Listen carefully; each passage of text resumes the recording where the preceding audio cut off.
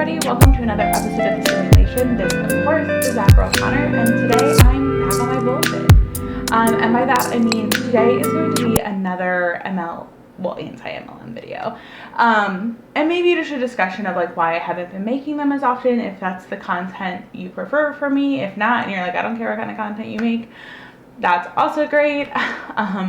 But I am going to be making another anti-MLM video today, and we're going to talk about the exploitation of authenticity with MLM like Huns. So first things first, we've changed our setup yet again. Well, we've changed our setup. I don't know if you guys have seen the videos where I changed the setup, but we're facing a different angle and I think it looks better. I'm still having trouble like keeping my camera autofocused, and I've looked it up and I'm still not very good at it. I need to get my other camera fixed. I need to like get a new battery and see if that one's the issue, because that one I think I didn't have as much trouble with. This one I'm just not as experienced with Nikon. If anybody has any tips, let me know. Yes, so tea of the day is actually, and mug of the day is this mug, which has been featured before from a former coworker that I really like. And it's getting to be the holiday season, and it's just my breakfast tea, which is English breakfast tea with milk and sugar, because I'm one of those people. What I was talking about is this exploitation that we see in a lot of these upper level, and honestly all of these MLM creators. And here's the thing. So I don't know how many of you guys know this or have noticed this, but other anti-MLM creators, or honestly most creators, aren't making content about people that make cringy content that have no followers or no platform. Again, that's why I think a lot of MLM creators are constantly saying, I'm not talking about this person, I'm talking about the business plan they're a part of. And that's also why a lot of us don't make content about people that are just making reels poorly, or people who just got involved and they like can't do their Cant makeup very well. That's not interesting content, and it's also like a mark against us in the argument. What we're looking to do is call out people that are high up for problematic marketing tactics, lying in their reels and lying about their business model, and also taking part in something that is actively hurting people they're trying to recruit. We are here to critique the actual content and what you're trying to convince people to do. And that's something that I think, you know, a lot of drama channels, or like, I prefer to call them the commentary community, but like Smoky Glow, and even people like Drew Gooden and Dating Gonzalez, and people like Savannah Marie and Coral World Happy Mind and Brandon Jules and the Anti-Humbot and Zelf on the Shot, like all these people that critique MLMs or other smart parts of the YouTube and pop culture space are trying to hold creators and trying to hold influencers accountable for what they're doing and how it's harming people. If you watch like one of my favorite videos is Drew Gooden's like J Station video, and I can link it below. If you haven't seen it, it's such a great critique of how problematic this person is and how he's taking advantage of like not only his platform but children.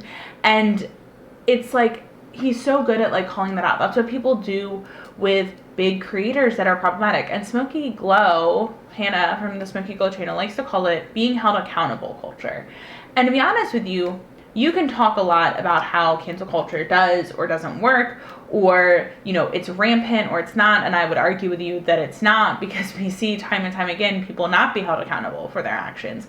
But then you look at creators like Tana Mogo and Trisha Paytas and Jake Paul and Shane Dawson, and like those people are disgraced people. And honestly, if somebody told me that they followed those people and they supported those people, I would be like, but why? What do you like about them? What do they bring to this fake? How have they atoned for their past actions, which, by the way, they haven't? And why are we going to continue to support them moving forward? This is like, you are creating something and promoting something that hurts and disenfranchises other people, and then you benefit from it and you lie about it. That's a problem. It's a huge problem. And what I really want to talk about today, like I said, is the exploitation of authenticity. So a lot of really great creators, Abby Williams and Smoky Glow, have created videos about the parasocial relationship. Now, all of us have a parasocial relationship, and I'm going to read you guys the definition, but a parasocial relationship, a parasocial interaction refers to the kind of psychological relationship experienced by an audience to their mediated encounters with performers in the mass media, particularly on television and on online platforms. So a great example of this is just content creators.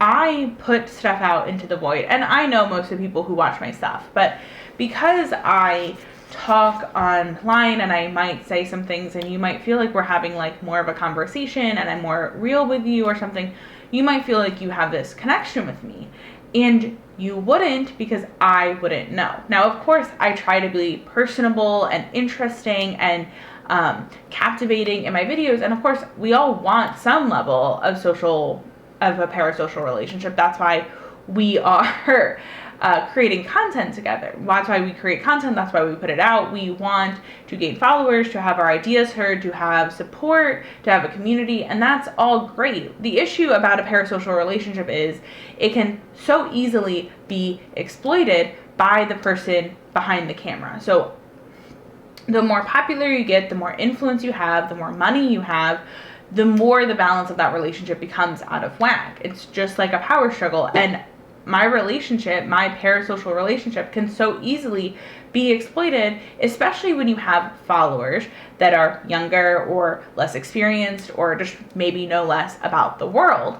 And I can convince people to maybe buy merch that's Shirley made or support me, or I can just be a bad influence. The second you agree on some level to be a public figure, you agree to have some of your actions monitored. And I'm not saying that that means you don't deserve privacy. I'm not saying that doesn't mean that you can't do, people will get called out for very questionable stuff.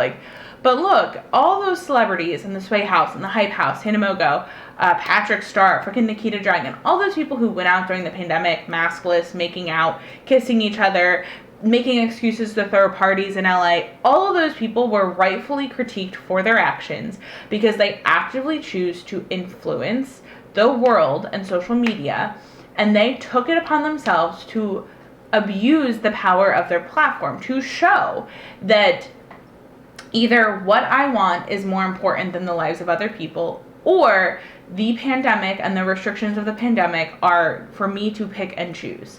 And that is a bad role model, that is a bad use of your platform, and that is problematic. So why do I talk about this when I talk about social selling? When I talk about network marketing, we all know that the second you enter a space where you are going to be creating content, you are going to then establish a parasocial relationship, unless you are only following people you know, even tangentially in real life, and you're not trying to influence anything, right? But that's not the point of social selling. And that's not the point of network marketing. So I don't know if you guys remember, but in my Business Bombshells video, the video that I called the MLM, the wrong thing the entire time, they talked about this term that they were switching from network marketing and direct sales and multi-level marketing to social selling. And I had made this prediction, or I had talked about that in the video, and we already saw at the end of that video that other people were taking and using that term, and people are doing that now in the MLM space. Now, social selling is already a term, and it doesn't mean what MLM and direct sales and network marketing mean. So social selling is the process of developing relationships as part of the sales process. Today, this often takes place via social networks such as LinkedIn, Twitter, Facebook, Pinterest, but can take place either online or offline. So basically, it just means having like a personal sales representative. So a great example of maybe social selling getting kind of cringy or kind of over the top might be all the brand Twitter accounts and trying to really drum up this love and this enjoyment of how funny Wendy's Twitter is. Again, Jarvis Johnson has a great video about brand Twitter accounts, and I will definitely link that below. But another great example of this is when we see small businesses take to social media to show you that there are real people in this company and what they do behind the scenes. I volunteer my time and I did work for a small local winery. And when I make a post on social media or when we have an event, I love to show behind the scenes stuff because I think people really like it. And we always ask for volunteers for Harvest because we want people to build personal connections with us and also the product we're making. But we're not like we're not trying to convince them or guilt trip them or make them feel bad because we're a small business. We're just trying to put our personal best foot forward and show the process of making the product so people can see how much love and care and work goes into something that is handmade boutique wine, or people who have Etsy shops who post all the videos of these behind the scenes of them making their earrings or their shirts or their whatever it is, because you get to see the handcrafted quality. That would be a great example of social selling, and specifically social selling for people who actually own small businesses and how they're using it to reach a larger market and also a more niche market. If you are putting things out on Facebook or Instagram Reels or even Twitter, you're reaching people that are already following you, or like TikTok, you're reaching people that are interested with you because of the learning algorithm. You're not taking an ad out in a newspaper that hopefully enough people in your demographic see. Social selling really allows us to pinpoint and find our niche, so it might be. But here's the thing. Social selling is not selling Monat. Social selling is not Young Living. Social selling is not selling Cant or It Works or Beachbody.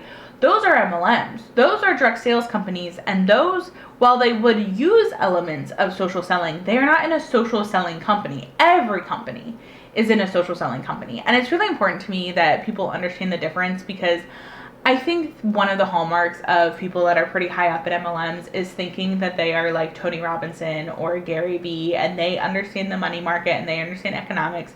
And if that was the case, they wouldn't be involved in an MLM. Honestly, they wouldn't, unless they just love like rampant, aggressive capitalism. It's so frustrating, and people are always trying to give advice, and they're not even using terms properly that are defined. Like I said, every business, I mean, I'm sure people could post in the comments businesses that are not, but like most to 99% of businesses are involved in social selling in some capacity, because it's like it's like how you get people interested and invested in your company. Like, I don't even understand how you couldn't be. But what I wanted to talk about is how, I keep saying, but what I wanted to talk about, I think it's important that we define these two terms, because what I'm seeing now is people in MLMs, and like we've talked about before, I have messed up my algorithm because all I do is follow people in MLMs so I can find content, so I can screen record it, so that I can show you guys how damaging and awful some of these reels and business practices really can be.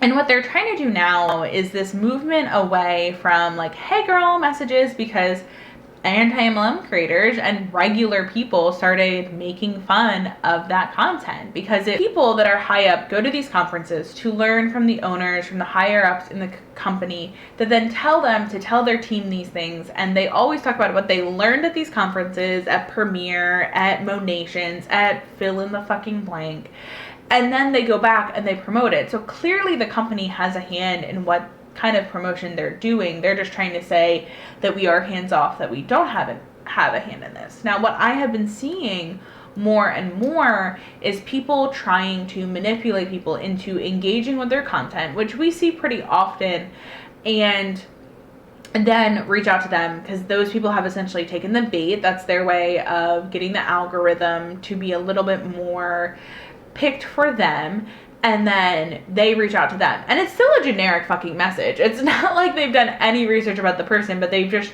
stopped hey girling everybody, and they think that they have figured out the niche to be better. And I have a personal example of this, and then we'll watch some clips of videos and we'll talk about how these people are exploiting, honestly, a parasocial relationship, what it means to be authentic online, and the concept of social selling. We got a lot to do today, so I know that intro was long, but buckle in, bitches, because we're going for a ride.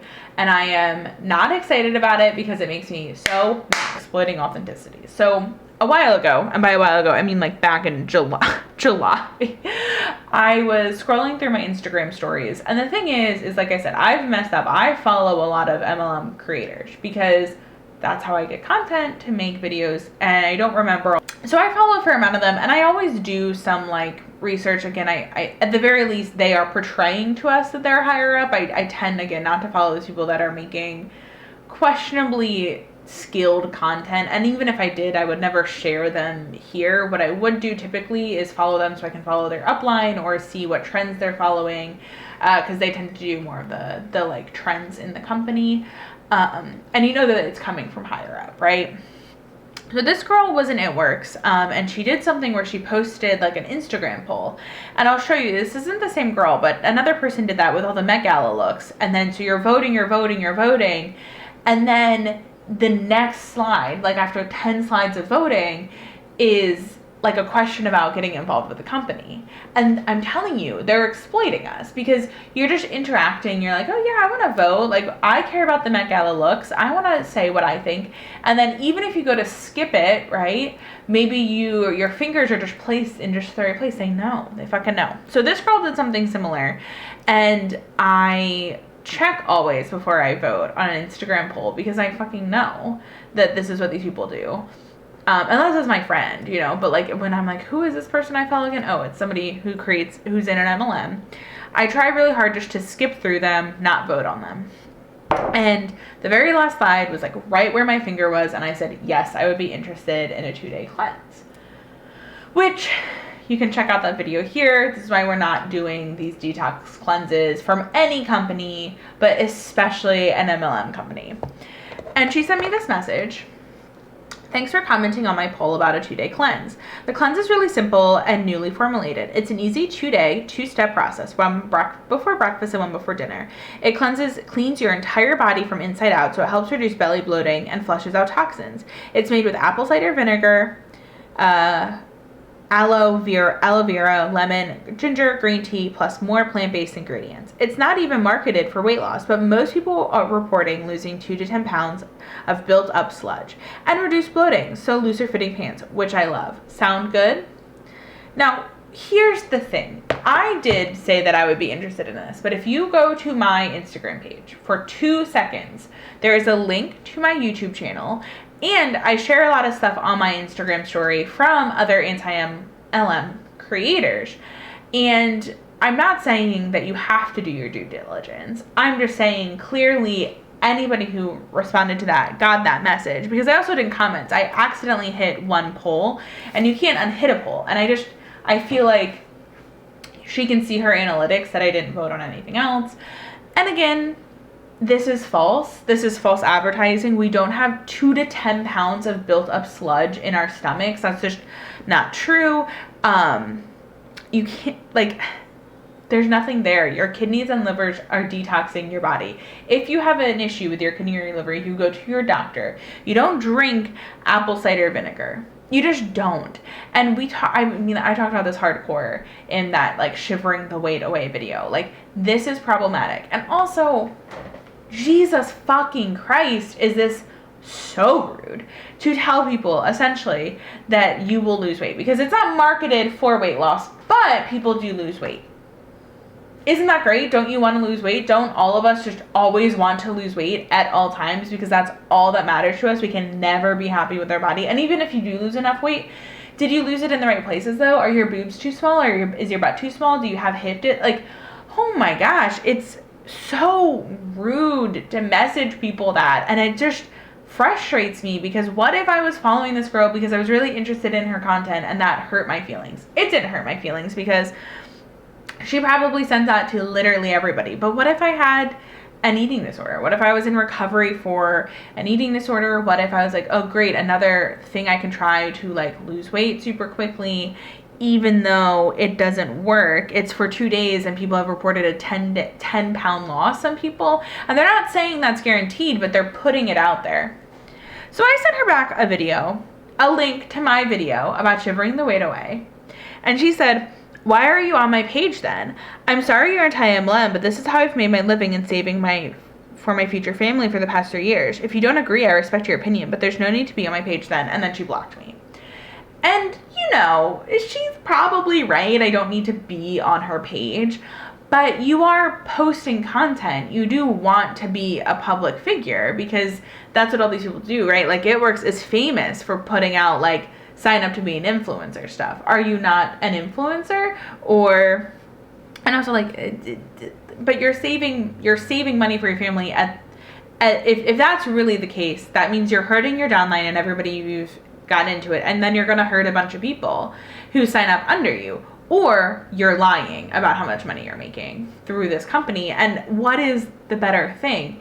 And again, you make a curated Instagram page, you make curated content, and then you're mad when people critique you, or you're mad when people are not like following you. Like, I don't understand. It's clearly the exploitation of being a social seller, of being a parasocial relationship. You want people to engage with your content, right? But only if they agree with you. And I get it. Like, I people who leave hate comments, people that are trolls, but I'm not a troll. I never comment on her content. I only ever look at her content. I accidentally hit a poll, and like, she doesn't respect my opinion, because so this is a girl we talked about in the It Works video. She is posting like an Ask Me Anything, which is something that like creators do, right? Like, it's something that influencers so do. True. Why? I feel like I'm not made to date, and today you don't really need the content, like what she's saying, but like, she is trying to influence people, not just in her opinions about her shitty coffee and detox teas and detox cleanses, but in all of her life, because she's sharing all of her life when you follow her, because she's trying to fit her stupid niche that these people are constantly trying to do. And then she posts about her slimming gummies, and she does some stuff about her video. So I favorited a bunch of videos. So let's watch this. Who's this? Okay, so this is the video I was talking about, where like, this girl is in It Works or something, and she posted all these pictures from the Met Gala, and then like posted about the business and some network marketing bullshit. So you're already invested, you're already clicking, and then you're gonna click in it, and then they're gonna send you a video, like a thing for whatever this one was for. I think it was for the gummies or the detox tea. So yeah, in the same place each time with the voting. And also, like, the only two options in that were me or send me info. And so unless you were really watching, you would have accidentally clicked one of them, and then you would have been introduced to somebody who thinks that you need to at least clean the inside of your guts. Like, that's the thing, is like, all these people act like they know everything about science and media. They promote misinformation about masks and COVID vaccines consistently. But yeah, you got to detox from the inside out. Now, this girl is special because she used to be in Young Living. So we'll watch her talk about why she left Young Living, and then her new company, and then we'll watch some Young Living people who tell her that she was wrong. Well, not her, just anybody who disagrees with them, right? How many excuses I hear not to start a side gig? I don't have time. How many hours a day do you spend scrolling on your phone? I can't afford to invest. That's the whole point. I don't have a large following. You don't need one. We all started at zero. I don't know anything about social selling. Neither did we. You learn as you go.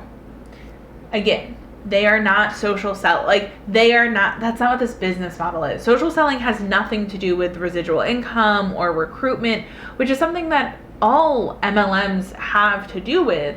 And while people will tell you that they are like a legitimate legal MLM and not a pyramid scheme, it's just because they haven't been found out to be a pyramid scheme yet. But the second it is more viable for you to recruit people than it is for you to sell products, and you make more money off of your recruitment and their sales than you do selling the individual products, you are a pyramid scheme.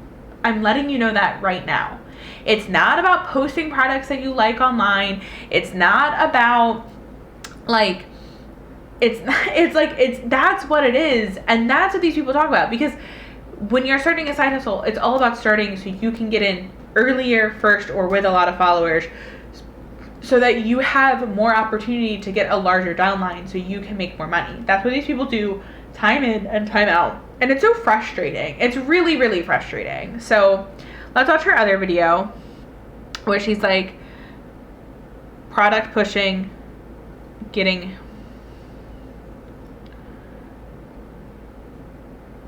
So this is like she's saying why she switched.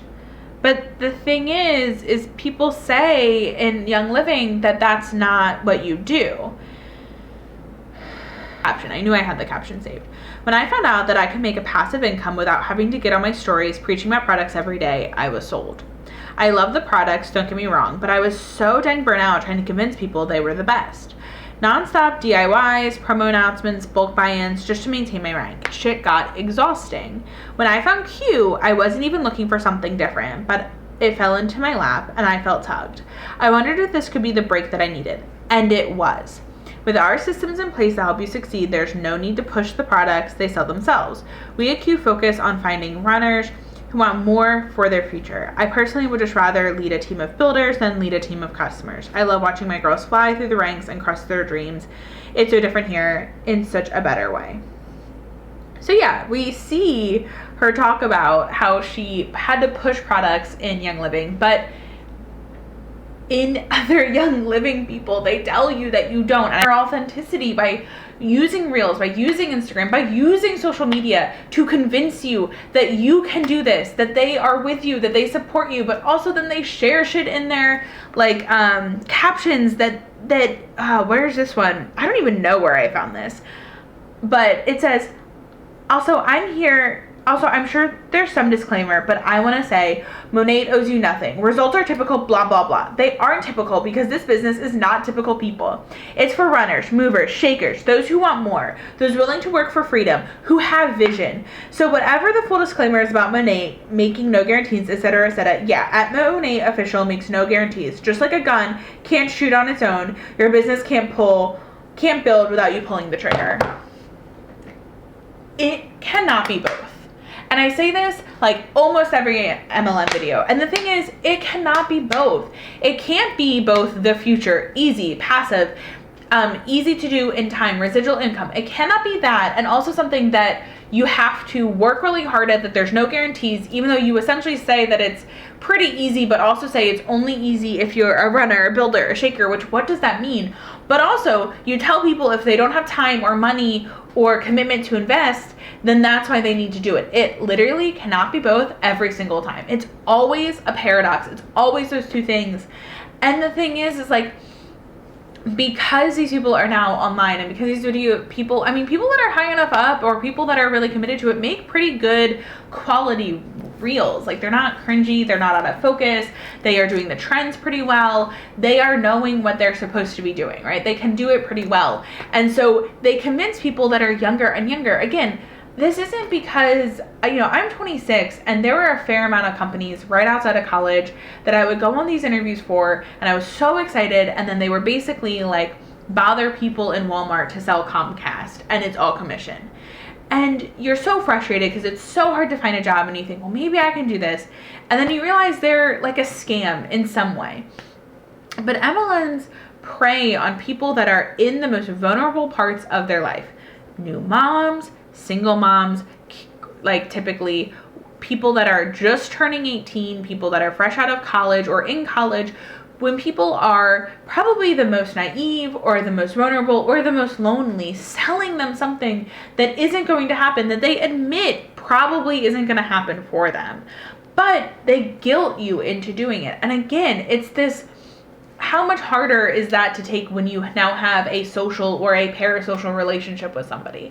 How much harder would it be if I sat here and said, if you don't subscribe to me, or let's not say me, because let's say, how much harder would it be for a kid or somebody who's a teen or somebody who's fairly young, who doesn't know a ton about the world, to hear from somebody, a celebrity or an influencer that they love, that they look up to, that their fans are the reasons they failed at something? It would hurt a lot. And to hear people that you look up to as coaches that have sold themselves as leaders and movers and shakers and coaches and authentically them, to tell you that you're lazy, that you didn't work hard enough, but also when they were in that company, they also failed, essentially. Again, at the very least, it shows how much lying and misinformation there are in these groups. And okay, friends, so it took me a while. I had to go through like from basically the start of my phone because let's watch her video. Like I said, she changed her name. So let's watch this. So this is her, and you can tell she's in Young Living because of all the stuff in the back, and she's saying like salesy, this, that, and then she's like, then you remember that while they are being keyboard warriors, you're building an empire, working when you want, where you want, and striving for the freedom you deserve. But wait, I thought you had to be, oh, and I even, past me, like over a year ago, me even recorded the caption. I love when I do this. Rach underscore with a side of oil. See, I knew she changed her name. Before I got into network marketing, I would go to my bank job from 9:30 to 6:30 Monday through Friday. Each and every day while I was there, I just couldn't fully grasp the concept of us being put on this earth to work and then die. Why do you support excessive capitalism then, my friend? I would get home from work, eat dinner, quick, shower, and go to bed. I didn't have time for energy, for my kids, and I was so tired. I got to the point where I just wasn't okay with being at an office building more than at my own home with my family. I was so sick of being friendly to people who weren't friendly to us. I was sick of asking permission for a day off. I was tired of working for just to pay for childcare. And while yes, I remained positive and did my job well, inside I was dying. I wasn't happy. So I quit. I took the leap of faith into network marketing, and I'll forever be grateful because it's given me the freedom I want and don't have to sacrifice my time for money. That's the American dream. Again, these people are always like so anti like working for money, but also like love capitalism in a way that I'm just like it's just like, do you not understand what you're doing? I just don't get it. And this is why I think it's so important. That's why I spent so much time looking for a video that she had recorded prior.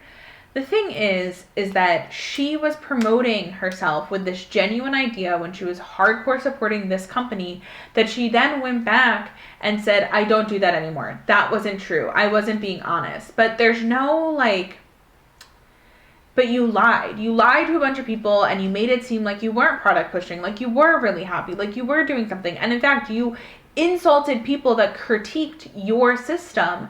And then you switch with like no notification and you just keep going on, and you joined another network marketing company, which maybe we can do some more research into if you guys are interested in seeing about Q, which fortunately I don't think will be as cool as the Continuum, but whatever. Like, it's just so frustrating because these people are exploiting you. They're exploiting your parasocial relationship with them, and they're exploiting what you trust people who are saying that they're authentic are doing. But clearly she was lying at some point. Either she was lying then or she was lying now, or it's so frustrating, and I wish these people would stop exploiting authenticity, because that's really the thing that sells people. Getting into a niche, getting into a market, and then being authentically you with some parts cleaned up, right? You're not going to be but what I don't understand is this I understand because they're tricking people into joining a pyramid scheme, and they need people to join, so people need to think that they are being true to themselves and all that. But what I don't understand is you've switched companies, and now you claim that past company was doing something that you said actively they weren't, that they were different, that they weren't doing that. That's why you were in with them. That's why you supported them. Can you make a video? Can you talk about that? Can you address that? No, of course not. Why would they? Because there's something lacking there. And it's just, I find it incredibly frustrating. And I want to call light to it because honestly, making anti-MLM content is why I started a YouTube channel, because I just felt so passionately about it. But I kind of started steering away from it because it just makes me so mad. There's so much lies, there's so much deceit, there's so much condescension, there's so much rude behavior, and there's so much asinine shit in MLM communities that I actually just kind of stopped following it. I somewhat fixed my algorithm to do it because it just was making me so mad, and making the content wasn't as much fun anymore because one, I didn't know what new ideas I was bringing. There's already so many fabulous anti-MLM creators that I feel really have created a space of education, and I wanted to make sure that I was bringing something special and interesting, and also just, for my own mental health. I like making videos. It's fun to record myself, and I like putting out content, but I just felt like I had limited myself with the anti-MLM stuff, because then on top of that, I felt like I was causing myself too much grief for it. So that's why I kind of took a break for a little bit, and I think I'm going to not make as many anti-MLM videos. I think at this point I have an equal number of anti-MLM videos as I do other videos, but I just wanted to put this out there. I think sometimes people think, well, they're not harming anybody. And we talk about how they are, at the very least harming their downline, or they're harming people around them that they convinced to sign up. But I think there's something more nefarious going on. So many of these people that are high up in MLMs are like incredibly conservative, spread a lot of misinformation, act like they're influencers, but never have to take any accountability for the shit that they say or do online. And they package it in this nice little, well, I'm just being authentically me, join my team, you don't have to if you don't want to. And to be honest with you, I think it's more dangerous than we think.